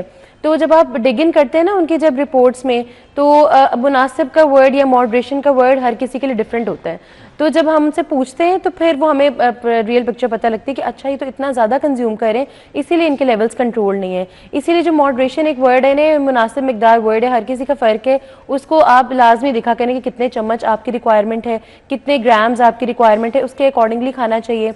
एक तो ये हमारे बहुत ज़्यादा हो गया ये मेजरली। और तीसरी बात ये कि हमारी जो मदर्स हैं ना, जनरली जो ओल्ड एज में अब लेडीज़ जा चुकी हैं जिनको अब ये डाइट का कॉन्सेप्ट समझ नहीं आता, जो कुकिंग भी करती हैं अपने घरों में, तो उनको एक चीज़ बहुत फैसिनेट करती है, वो है कि खाना बनाओ तो उसके ऊपर ऑयल की जब तक एक लेयर नज़र नहीं आएगी तो उनको मज़ा नहीं आता, और उन्हें लगता है कि प्रॉपर इसको कह लें भुना नहीं हुआ या अच्छे से वो पका नहीं हुआ प्रॉपरली। तो और हमारे मेरा प्रॉब्लम है, मैंने 1-2 दफ़ा जब खाना बनाया, वैसे तो मैं बहुत कम बनाती हूँ, बहुत कम बनाती हूँ ना, thanks to my mother in law, वो हमेशा ये उनकी रिस्पॉन्सिबिलिटी है, बट जब कभी मैं बनाऊं मुझे ऊपर अगर उसके ऑयल ना नजर आए ना तो मुझे लगता है खाने की शक्ल अच्छी नहीं लग रही। बस यही हमारा ये पाकिस्तानी एक वो माइंड सेट है ना, क्योंकि हमारे इंडो पाक के लोग बनाते ही खाना इस तरह। कढ़ाई बेसिकली होती ही ये कि उसमें ऑयल ज्यादा होता है, तो इसीलिए फिर क्या होता है कि हमारी इस तरह कुकिंग प्रैक्टिसेस होती हैं, और हमारे फिर अगर हम अपने पेरेंट्स को कहें भी ना कि आपने कम ऑयल लेना है, आप पे कोलेस्ट्रॉल ज्यादा है, तो वो कम डालेंगे और ऊपर से स्कूप आउट करके अपनी प्लेट में डाल लेते हैं। तो अच्छा कम ही डाला। माजरत, आज हमने कॉलर्स को ज्यादा लेना है, हम अपनी गुफ्तगू कम करेंगे, जहाँ कहीं कॉलर्स की ब्रेक लगेगी वहां मैंने आपसे अपने बारे में मशवरे ले लेने हैं जी। हमारे साथ इमरान है कॉलर जी। इमरान साहब सवाल कीजिए। जी अस्सलाम वालेकुम। मेरा डॉक्टर साहब से सवाल है कि डॉक्टर साहब मेरे ना बेटे की एज है 13 साल, तो वो ना फास्ट फूड वगैरह बड़ा खाता है और उसको ना हाइट उसकी छोटी है, तो हालांकि जिस लिहाज से हाइट अपना मेरी है ना, मेरे या मिसिस के लिहाज से उस तरह में उसकी हाइट नहीं, ग्रोथ नहीं हो रही इसकी अच्छी तरह। उसके लिए कोई चीज़ बताएं कि जो उसको अपना वार्म भी रखे और वो कोई एक्सरसाइज वगैरह और वो घर के खाने को तरजीह दे।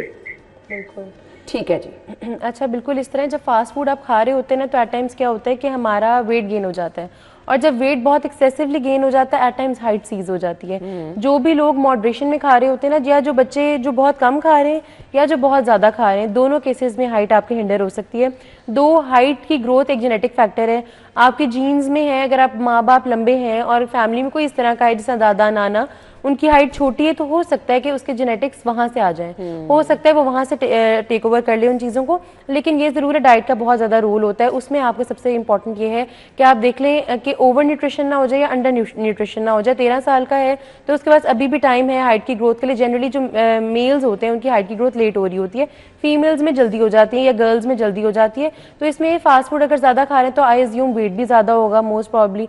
तो वेट अपना अगर मैनेज करेंगे तो उनकी हाइट की ग्रोथ ऑटोमेटिकली स्टार्ट हो जाएगी। प्लस जो जंक फूड खा रहे हैं उसको शिफ्ट करने के लिए आहिस्ता आहिस्ता घर में ही ऑप्शंस देना स्टार्ट करें। मुझे कुछ खुराक ऐसी बता दे कि जो रूटीन का हिस्सा बना ले, जिससे ग्रोथ हड्डियों की जो है वो बेहतर बहुत अच्छी हो जाएगी। अच्छा सबसे पहली चीज़ है बोन ब्रॉथ, आपने लाजमी लेना। ये तो हर एज के लोग लें, इवन जो लेडीज़ हैं, ये तो बच्चे हैं, बच्चे भी लें, लेकिन जो लेडीज़ हैं आफ्टर 30s वो भी लाजमी लें बोन ब्रॉथ। उसमें क्या होता है कि नेचुरली एक तो कोलेजन होता है, दूसरी बात है कैल्शियम का बड़ा अच्छा सोर्स होता है, तो हमारी हड्डियों की ग्रोथ के लिए कैल्शियम और विटामिन डी चाहिए होती है।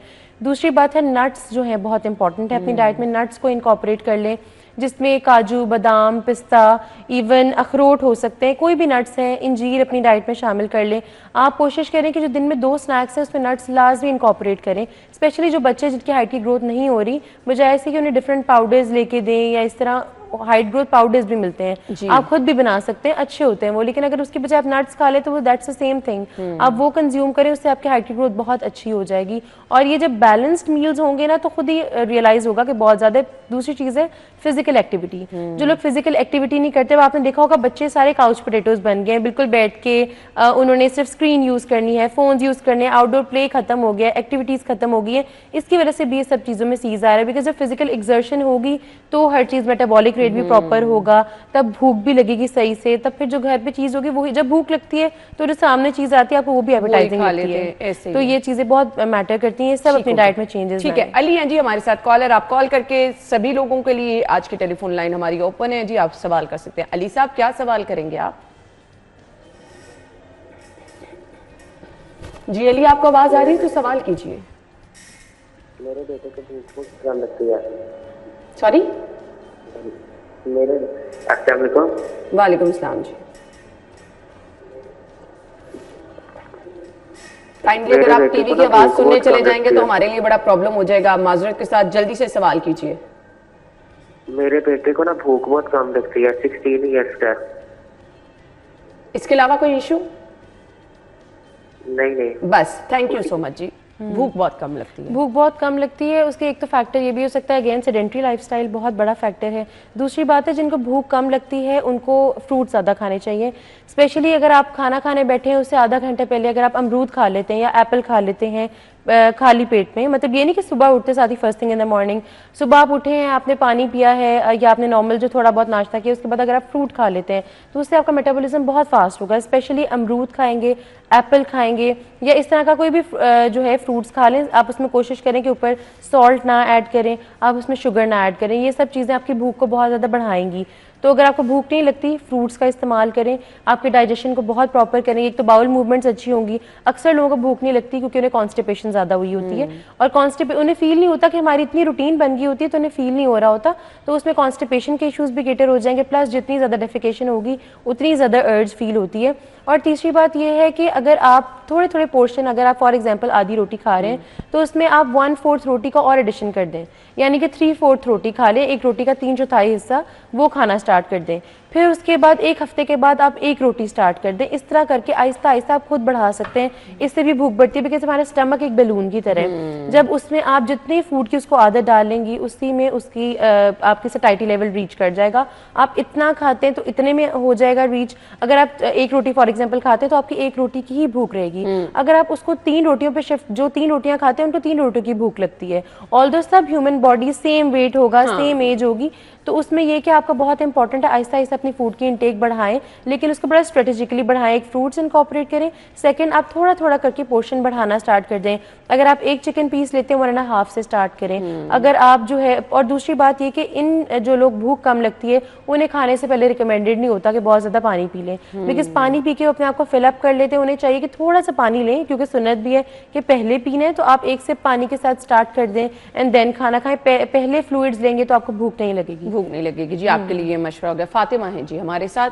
फातिमा, सवाल कीजिए। वालेकुम सलाम। मैम मैं ना डाइट भी ठीक करती हूँ, फास्ट फूड जितना नहीं खाती, लेकिन मेरा वेट नहीं कम होता। आपकी एज क्या है? 20 एज है। अच्छा, तो मुझे ये बता दें कि आप रूटीन में खाना क्या खाती हैं, जो आप नॉर्मली आपके रूटीन है? नाश्ते में भी रोटी और डिनर में भी यही। और दोपहर में खाने में क्या खाती? दोपहर में कुछ भी नहीं। ठीक है। कुछ सैलेड वगैरह लेती हैं, वॉक शॉक करती हैं? जी, जिम भी ज्वाइन की हुई है। ठीक है। आप कुछ और? चाय कॉफी लेती हैं आप? चाय लेती हैं। चीनी कितनी इस्तेमाल करती हैं? 1-1.5 चम्मच। अच्छा, और दूसरी बात है कि आप स्नैक्स लेती हैं, नट्स वगैरह खाती हैं, फ्रूट खाती हैं बीच में? जी। फास्ट फूड कंज्यूम करती हैं, जिस तरह बर्गर पिज्ज़ा खाने का शौक है? नहीं, ये नहीं कभी खाया इतना। अच्छा, और नूडल्स और इस टाइप की चीज़ें या कोई फ्राइड चीज़ें? फ्राइड चीज़ें खा लेती हूँ, चिप्स वगैरह, रोल फ्राई करके इस तरह। ठीक है, thank you so much. Basically eating practices ही होती हैं। मैं आपको बता रही हूँ ना कि जब हम क्वेश्चंस पूछते हैं ना तो एट टाइम्स उन्हें खुद भी रियलाइजेशन नहीं होती, क्योंकि तसल्ली है कि मैं फास्ट फूड नहीं खाती, फास्ट फूड नहीं खाती, लेकिन मैं फ्राइड चीजें खा लेती हूँ, तो it's the same thing more और लेस। अच्छा, उसमें दूसरी बात है कि वो चाय, अब मैं ये पूछना भूल गई हूँ कि कितने कप वो पीती हैं, बिकॉज जनरली लोग सर्दियाँ हैं तो 5 से 6 कप भी पी लेते हैं। आप सोचिए 1-1.5 चम्मच चीनी, तो उनकी रिक्वायरमेंट से कहीं ज्यादा चीनी। और फिर ऑटोमेटिकली क्या होता है कि फ्राइड फूड भी खाती हैं तो फैट में कन्वर्जन ज़्यादा हो रही है। हमारी यही होता है कि हम कहते हैं हम तो सिर्फ रोटी खा रहे हैं, लेकिन आपको पता है पाकिस्तानी कल्चर में एक चीज़ है कि अगर उन्होंने टी टाइम में समोसे और पकौड़े खाए ना, वो फिर भी थोड़ी देर बाद खाना खा लेंगे कि ये तो खाना है ना। तो ये हमारी प्रैक्टिसेस हैं। नो डाउट हम फूडीज़ हैं, हम सारे फूडीज़ हैं पाकिस्तानी, लेकिन थोड़ा सा इन चीज़ों को मॉडरेशन में लेकर आना पड़ेगा। और अगर आप ये जो बता रही हैं, अगर आप फ्राइड फूड खाती हैं और अगर आप बहुत ज़्यादा चीनी का इस्तेमाल करिए तो उसको लिमिट करें। प्लस अगर आप वेट लॉस करना चाह रही हैं, she is still in her 20s, तो ऑटोमेटिकली वेट बहुत अच्छा रिड्यूस हो जाएगा, बिकॉज अर्ली एज में बड़ा इजी होता है वेट रिड्यूस करना। उसमें फिर आप ये कर लें कि सिर्फ अपना आप वो कंप्लीट कर लें, एक साइकिल आप रख लें कि फॉर एग्जांपल अगर आप सुबह 12 बजे नाश्ता कर रही हैं तो रात 8 बजे आपका आखिरी मील हो जाए। इसके बाद या इससे पहले आपने नहीं खाना। पानी पी सकती हैं, ब्लैक टी पी सकती हैं बगैर चीनी बगैर दूध के, बिकॉज लोगों को हम ब्लैक टी कहते हैं तो उन्हें at times black tea search भी करें तो वो मिल्क टी पाकिस्तान में आ रही होती है। तो दूध का इस्तेमाल नहीं करना जिस टाइम आपको, फॉर एग्जांपल जो मैंने आपको फास्टिंग विंडो बताई है, सुबह 12 बजे से पहले और रात 8 बजे के बाद आपने 0 शुगर लेनी है और 0 कैलोरीज वाली चीजें लेनी है, जिसमें black T, black coffee, green tea और पानी आ सकता है। ओके, 0 कैलोरीज वाली चीजें आपने लेनी है। जी, कॉलर है हमारे साथ या मैं आगे कुछ सवाल कर लें जी कॉलर से? सॉरी साइमा है जी। साइमा सवाल बताएं जी। अस्सलाम वालेकुम। वालेकुम सलाम जी साइमा।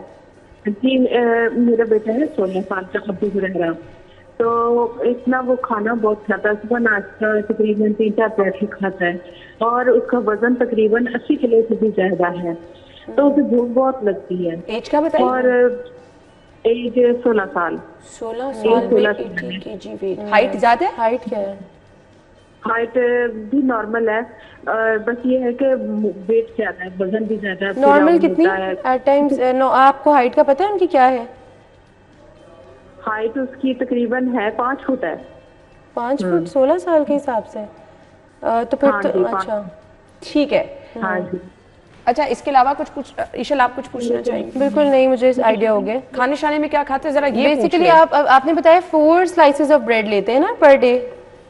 हाँ पराठे वगैरह, और ये जो है ना ऑयली चीज, यानी कि पराठा ज्यादा खाता है वो, और पराठा ज्यादा खाते हैं, ठीक है। हाँ जी। और दोपहर में और रात में क्या खाते हैं? अगर दिल किया तो उसने रात को भी पराठे खाने हैं, सादा रोटी कम खाता है। अच्छा तो एक टाइम में कितने पराठे खा लेता है? हाँ बिल्कुल।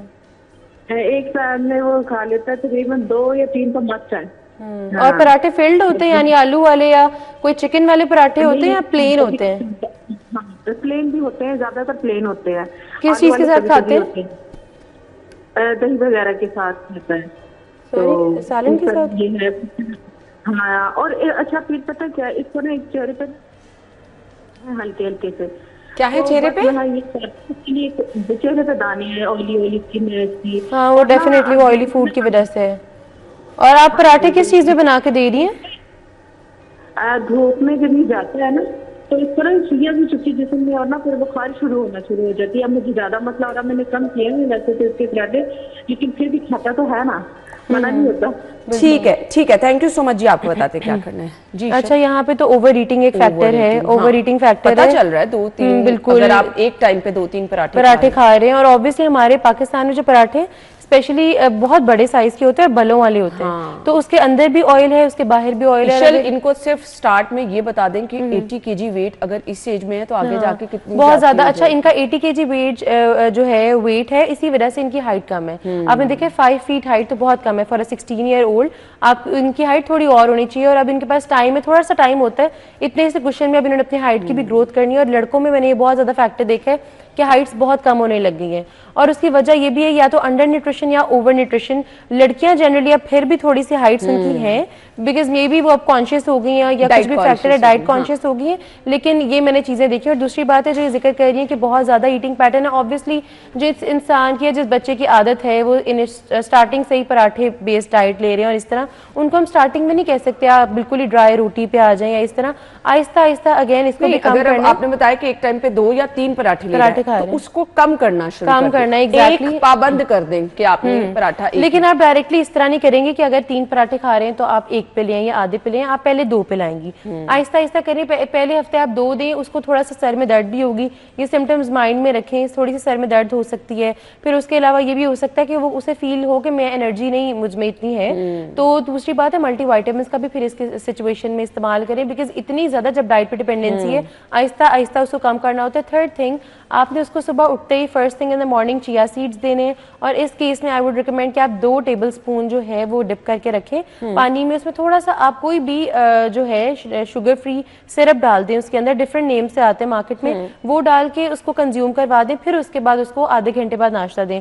इससे क्या होगा कि पेट में ऑलरेडी बहुत ज्यादा फाइबर चला जाएगा। जब फाइबर जाएगा तो खाने की कम जरूरत पड़ेगी। आहिस्ता आहिस्ता इस तरह करके फाइबर पे फिलअप करके कम दें। दूसरी बात है इस्पगोल जो है उसका इस्तेमाल करें, जो सिलियम हस्क होता है इस्पगोल उसका इस्तेमाल करें। उसको भी पानी में डिप करना है, दूध में नहीं करना। हम बहुत गलत करते हैं, दूध में करते हैं, वो तो सोक कर लेते हैं पानी को, तो आपने वो इस्तेमाल करना है ताकि फाइबर बहुत ज्यादा हो जाए।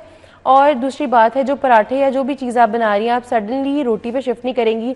आप पराठों को हाई फाइबर बनाएं, यानी कि उसके अंदर जो है हम जनरली क्या करते हैं वाइट आटा ले रहे होते हैं, होल व्हीट नहीं होता, और होल व्हीट हो भी तो हम उसको छान लेते हैं। इस सिचुएशन में ये करना है अगर तो वो कीड़ा स्पेशली नहीं है उसके ऊपर, या कोई उसके अंदर कोई वर्म्स या इंसेक्ट्स वगैरह जो ग्रो कर जाते हैं कोई डिफरेंट मौसम में, तो वो वाले आपने जो नहीं फ्रेश जो फ्लावर होता है जिसपे हस्क हो यानी कि उसको छाना ना गया हो, उसकी आप रोटी बना के दें।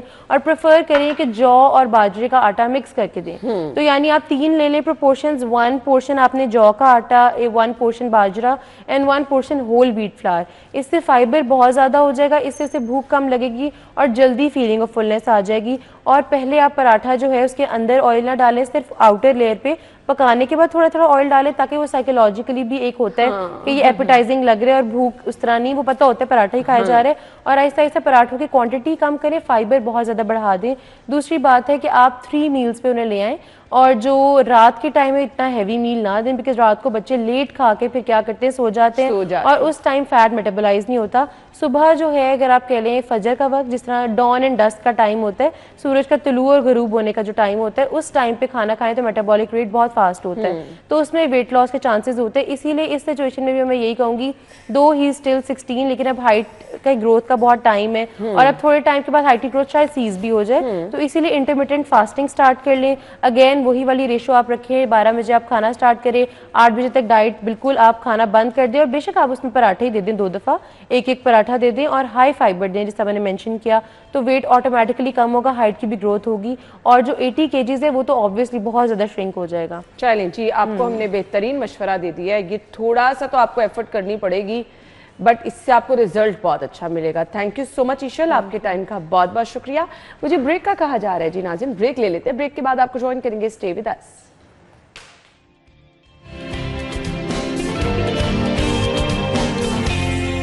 हमने आना है आज की बर्थडे लिस्ट की तरफ, जिनकी बर्थडे है जी उनको हम विश करने जा रहे हैं। सो बर्थडे है जी सबसे पहले मोहम्मद हसनैन की, इसके बाद बदर अब्बास की, फारूक अहमद की, मोहम्मद इमरान की, सलीम की और हसनैन अली की। आप सब लोग को बहुत बहुत मुबारकबाद, हैप्पी बर्थडे।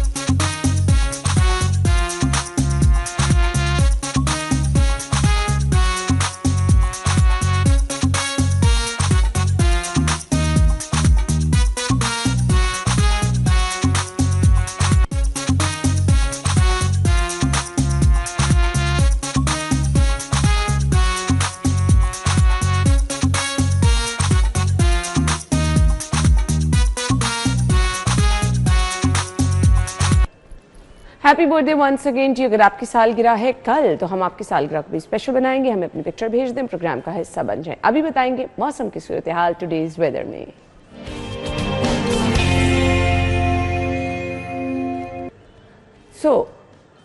हमें अफशा ज्वाइन करेंगी, आज का मौसम कैसा है और कल कैसा रहेगा, अफशा हमें बताएंगी। जी अफशा, मौसम कैसा रहेगा आज? शहर के मौसम और AQI इंडेक्स के हवाले से आगाह करें तो इस वक्त शहर में AQI इंडेक्स की मजमूई शरह 218 रिकॉर्ड की जा रही है और दुनिया के आलूदा तरीन शहरों में लाहौर का चौथा नंबर रिकॉर्ड किया गया है, जबकि शहर के मुख्तलिफ इलाकों में 500 तक AQI इंडेक्स रिकॉर्ड किया गया है। ERC ऑफिस जो है वहाँ पे AQI इंडेक्स की मजमूई शरह 517 रिकॉर्ड की गई है। कैंट पे 376 AQI इंडेक्स रिकॉर्ड किया गया है।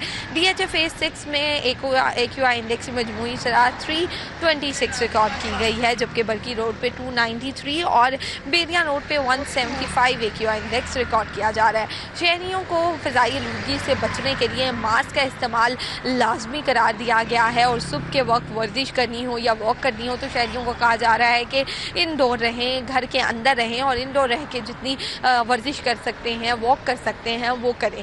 जबकि शहरियों को गैर ज़रूरी सफ़र से भी मना किया जा रहा है क्योंकि स्मोक की वजह से और मौसमी बीमारियां जो हैं वो मज़ीद फैलती जा रही हैं और मौसमी बीमारियों से बचने का सिर्फ एक वाहिद तरीका है कि मास्क का इस्तेमाल किया जाए, नहीं तो आप खांसी के, खराश के और नज़ले के और ज़ुकाम के जो है शिकार हो सकते हैं। जबकि दर्जा हरारत के आपके हवाले से आपको आगाह करें तो इस वक्त शहर का मौजूदा दर्जा हरारत 13 डिग्री सेंटीग्रेड है, जो कि ज़्यादा से ज़्यादा 23 और कम से कम 9 तक जाने का इम्कान है। 3 किलोमीटर फ़ी घंटा की रफ्तार से हवाएं भी चल रही हैं, लेकिन ये हवाएं इतनी ज़ोरदार नहीं है कि फ़ज़ा के ये गंदे बादल जो हैं इनको उड़ा के रखते हैं। महकमा मौसमियात के मुताबिक बारिश के कोई पेशन गोई नहीं है, तो शहरियों को यही स्मोक का जो मौसम है ये बर्दाश्त करना होगा।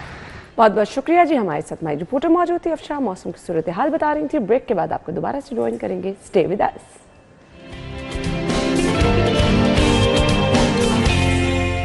Welcome back once again.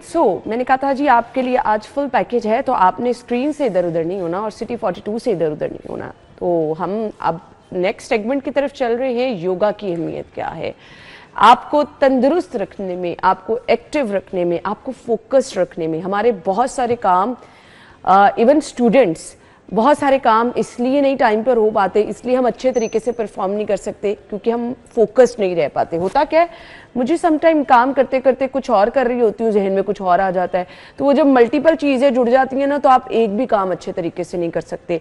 वो आप समटाइम भूल जाते हैं कि आपने क्या करना था। आपने अपनी रूटीन सेट भी की है ना, तो 3-4 काम आपके ऊपर आ जाते हैं और आप भूल जाते हैं कि एक्चुअली फिर आपका जो सबसे ज़रूरी काम होता है वो रह जाता है। ऐसी स्टूडेंट्स जो कि सबक याद कर रहे होते हैं उनको नहीं हो रहा था। तो फोकस्ड रहना जब आप सीख लेंगे, और ये सबसे ज़्यादा हमें योगा सिखाता है। एंजाइटी, डिप्रेशन, परेशानी है लाइफ में, इधर उधर की बातें हैं, काम करके तंग आ गए हैं, फिर वेट रिड्यूस करना चाह रही हैं, स्किन खूबसूरत करना चाह रही हैं, तो योगा क्या कमाल कर सकता है जी। योगा ट्रेनर है मोहम्मद नदीम भट्ट साहब, खुश आमदीद कहेंगे। अस्सलाम वालेकुम जी। वालेकुम अस्सलाम। ठीक ठाक है आप? अल्हम्दुलिल्लाह। योगा सभी कुछ कर देता है? बिल्कुल सब कुछ करता है।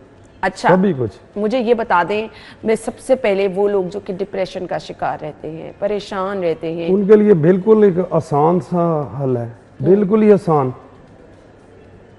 कि डिप्रेशन का शिकार क्यों हैं लोग, उसमें वजह यह है कि आज का इंसान बिछड़ा हुआ है। अच्छा। खुद से बिछड़ा हुआ है। हमारे दिमाग के ऊपर ट्रैफिक बहुत ज़्यादा है। अच्छा। बैठे तो बेसिक हम इस जगह पे हैं, लेकिन हमारा दिमाग कहीं और चल रहा है। हाँ, मल्टीपल चीजें हम सोच रहे हैं, मल्टीपल सोच रहे हैं, आगे से आगे से आगे।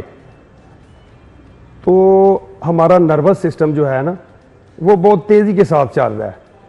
तो योगा हमें ये सिखाता है एंग्जाइटी, डिप्रेशन को कैसे कंट्रोल करना है, कि हम नर्वस सिस्टम को स्लो करें।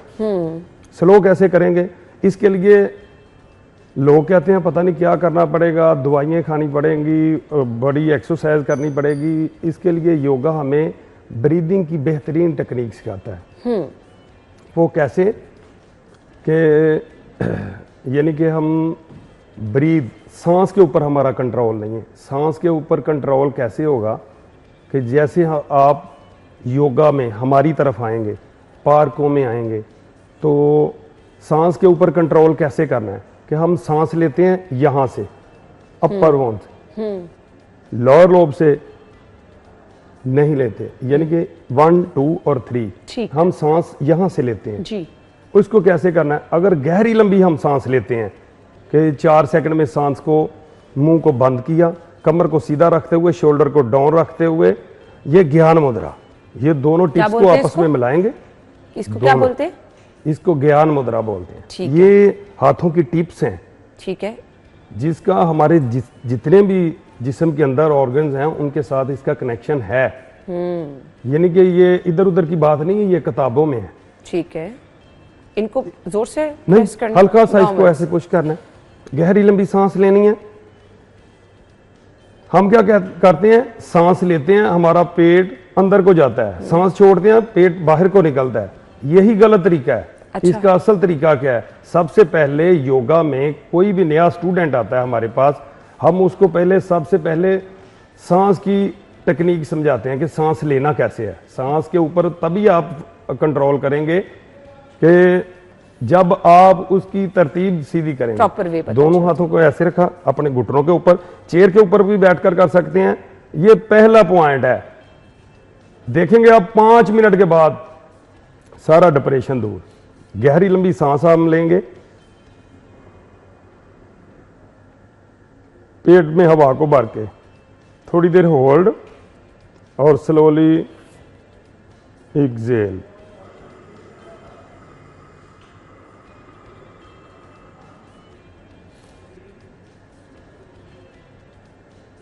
इनहेल। प्रॉपर सांस की आवाज आनी चाहिए क्या? नहीं आनी चाहिए। नहीं आनी चाहिए। ये सिर्फ आपको दिखा रहा हूं कि आपको पता चलना चाहिए कि ये है क्या। ठीक है। अगर हम सांस अच्छे तरीके से एक सांस लेते हैं तो ये हम नॉर्मली बैठे सांस रहे हैं। हाँ, नॉर्मल सांस। अगर सही तरीके से हम सांस लेते हैं उससे 78%, डॉक्टर हजरात भी कहते हैं कि 78% नाइट्रोजन हम अपनी। अच्छा, प्रोग्राम का वक्त इख्तिताम को पहुंचा, इजाजत दीजिए, अल्लाह हाफिज।